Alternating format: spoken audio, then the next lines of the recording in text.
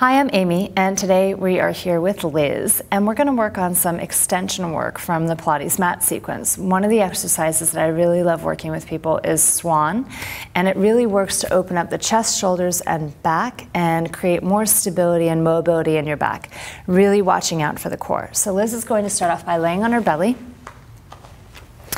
And she's going to bring her hands to start with so that her thumbs line up kind of at the area of her chest. She's going to roll her shoulders back and down, and she's going to reach the crown of her head outward away to really create this nice long length neck. She's going to press her elbows to the back wall, and I know as soon as she rolls her shoulders back, her triceps are going to kick in. So this kind of does double duty. She's going to lift her belly button to the spine and press the front of her thighs and her feet into the floor. So she has a really stable place to work from. And as she inhales, she's going to inhale and work to bring the chest up a little bit. Now she wants to stop before she feels a pinching in her low back, and she'll exhale to come back down again. You never want to feel anything in the low back. You're looking to work the mid and upper back and work to keep the chest and shoulders open. So again, inhale and she'll peel up off the floor as if the floor was sticky. And as she exhales, she'll come all the way back down, keeping the head and neck in alignment the whole time. One more time, please. Inhale to come up. Notice how the chest comes off the floor and the shoulders stay nice and wide. And exhale all the way back down, maintaining her belly button to her spine. Perfect. Now, to really challenge and make sure that you're using your back rather than pressing up with the arms, and that you're using the mid and upper back rather than relying on your low back, you always want to check in with yourself. Make sure your belly button's to your spine and that the pelvis is tipped toward the floor so the tailbone reaches toward your heels. For the next challenge, Liz is going to actually float her hands above the floor. So you can see they're a couple of inches upward, but still in that same position. This time she's going to inhale and peel up, maintaining the hands off the floor and keeping the feet pressing down. So she has her stability at the base end and her mobility at the top end. And she'll exhale all the way back down. Any work going on in there? Oh, a little bit. Inhale to lift and reach. It's beautiful. And you can feel the muscles in Liz's back going to work as she exhales all the way back down. And she still has this great length in her low back. Inhale to lift and reach, keeping the chest and shoulders nice and wide. And exhale all the way back down again. Beautiful, and bring your hands back down. So those are two great exercises to work with to prep the movement and then again to really challenge yourself. The next place we're going to go to is something called heel beats. Heel beats is a great exercise. Again, we can start with more of a beginner piece and then add on an additional challenge. Heel beats is all about lower body work. So she's going to be using her glutes, her hamstrings, her inner and outer thighs, all the way down her toes. So to start off this movement, Liz is going to take her palms and stack them underneath her forehead.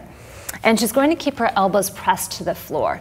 Now, for those of you that have really tight chest and shoulders, you want to make sure that at all times your shoulders are sliding into your back pockets and that your chest stays nice and wide and that the elbows press into the floor. Her head is nice and relaxed and her forehead is on her hands to make it easier to breathe, so her mouth has full space and open. Her neck remains relaxed through the whole thing, belly button again to the spine, and the pubic bone reaches downward toward the floor, which really means that her tailbone is reaching toward her heels.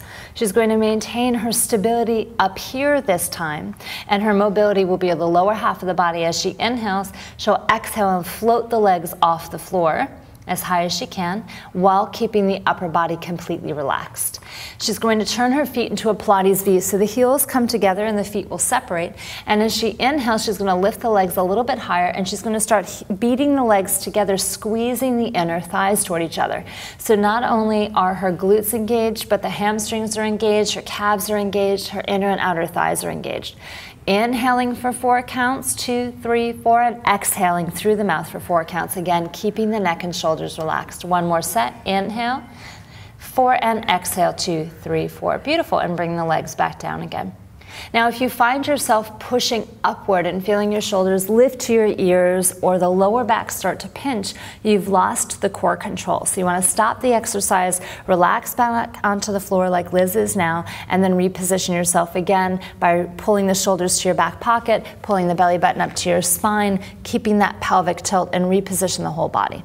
Now, to add the challenge on a little bit more and get an even more open chest area, Liz is going to take her hands to her low back. And she's going to stretch her arms long, so she's going to reach and open. Now, notice how the head is below the neck, so she's going to inhale, lift the head just a little bit, again, keeping her neck with her head, so everything is in alignment. And the chest and shoulders get nice and wide, and she's going to pull and reach the arm bone down, pull the belly button to the spine, and you can see that the ribs lift off the floor when you do that.